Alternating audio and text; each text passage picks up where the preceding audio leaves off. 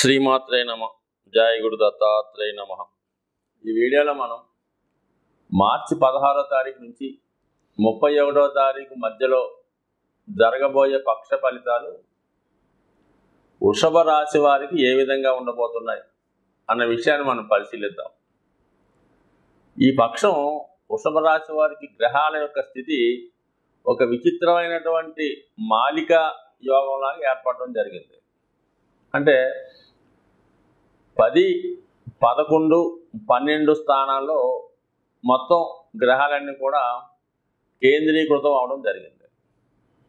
So ఏదన్నా జన్మజాతకంలో కానీ గోచారంలో కానీ 11వ భావంలోకి గ్రహాలు రావాలని కోరుకుంటూ ఉంటాడు. వాడు పుట్టినప్పుడు జన్మజాతకంలో ఎన్ని ఎక్కువ గ్రహాలు 11వ స్థానంలో ఉంటే జాతకుడు అంత గొప్పవాడు అవడం జరుగుతూ ఉంటుంది. అన్ని మార్గాల ద్వారా జాతకుడు సంపాదిస్తూ ఉంటాడు. అలాగే గోచారంలో కూడా 11వ స్థానంలో గ్రహం వచ్చినప్పుడు ఆ గ్రహం యొక్క కారకత్వం ద్వారా ఆ గ్రహం ఏ ఏ భావాలకు ప్రాతినిధ్యం వహిస్తుంటుందో దాని ద్వారా జాతకుడికి ఫలితం రావడం జరుగుతూ ఉంటుంది. అందుకని ఒక సంవత్సర ఫలితం బాగుండాలన్నా కనీసం ఒక రోజు ఫలితం కావాలన్నా 11వ స్థానం శుభప్రదంగా ఉంటే ఆ రోజు లేదా ఆ సంవత్సరం మీకు సక్సెస్ఫుల్గా ఉండడం జరుగుతుంటుంది.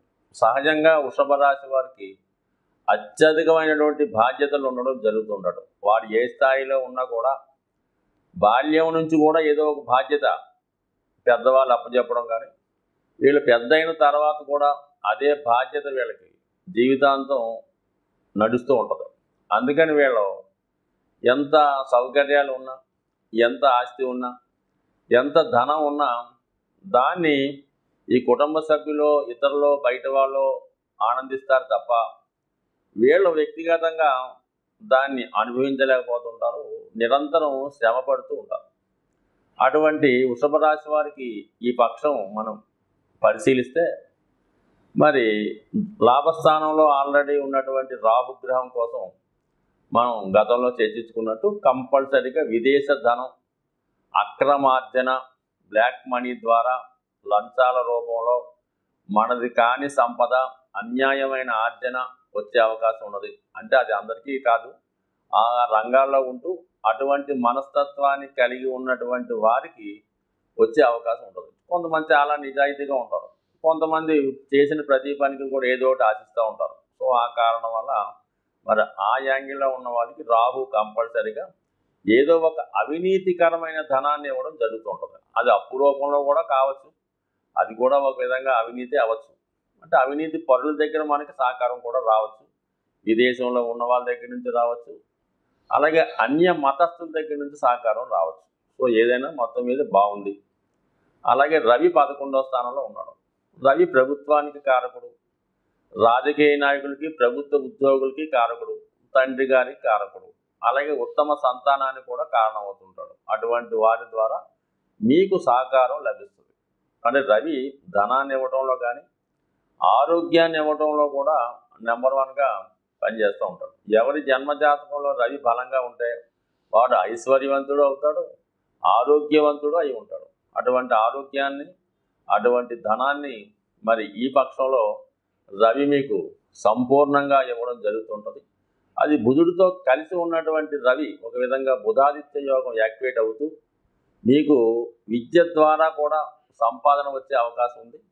సో ఏదైనా రవి 11లో ఉంటే జాతకంలో ఉన్నటువంటి సర్వ దోషాలు పరిహారం అవడం జరుగుతుంటుంది. కాబట్టి కంప్లీట్గా మీకు మరి ప్రభుత్వ పథకాల కొరకు ఎవరైనా ప్రయత్నం చేస్తుంటే అటువంటి మరి ఆ పథకాలు మీకు అనుకూలంగా వచ్చాయి.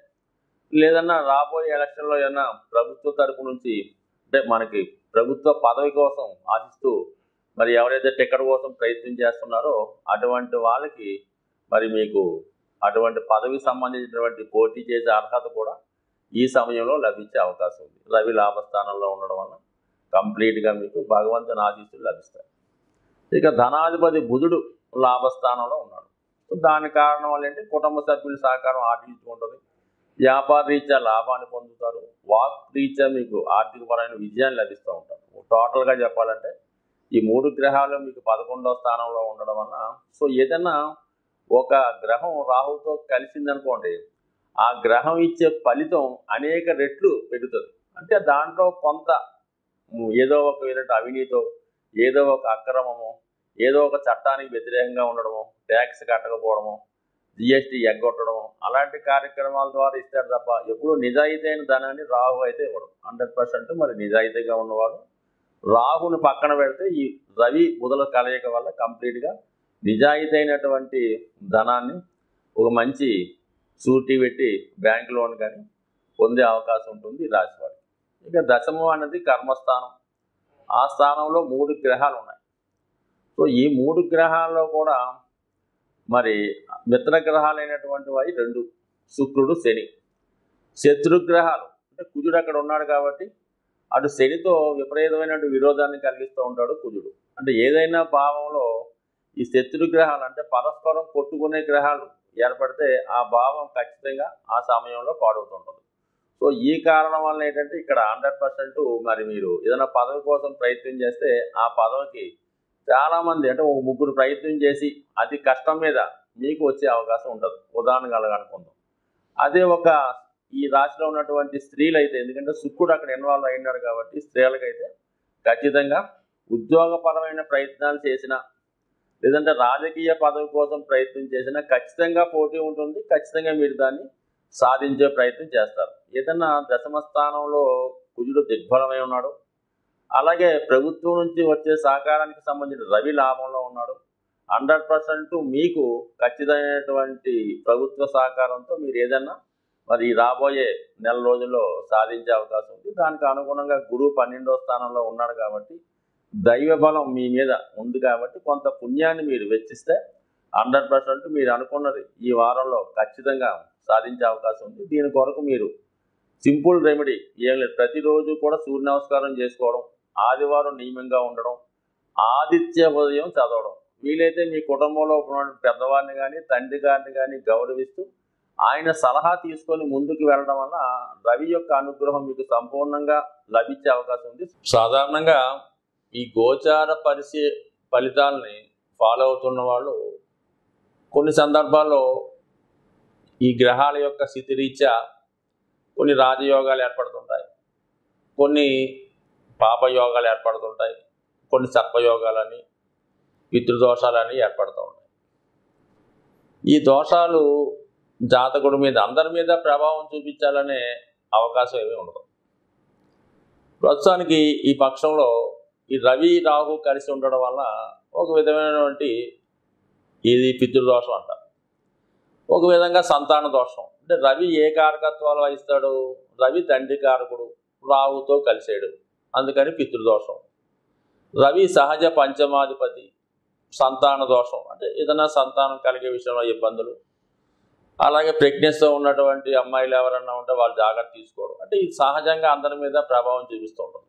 రవి ఆత్మకారకుడు, రాహుతో కలిసి ఉన్నాడు, అది జాతకుడికి వ్యసనాల మీద ఆసక్తి కలగడం, ఇండివిజువల్గా బ్లేమ్ కలగడం జరుగుతూ ఉంటుంది. సో ఈ విధంగా అదేవిధంగా మరి ఈ పక్షంలో శుక్రుడు శనితో కలిసి ఉన్నాడు.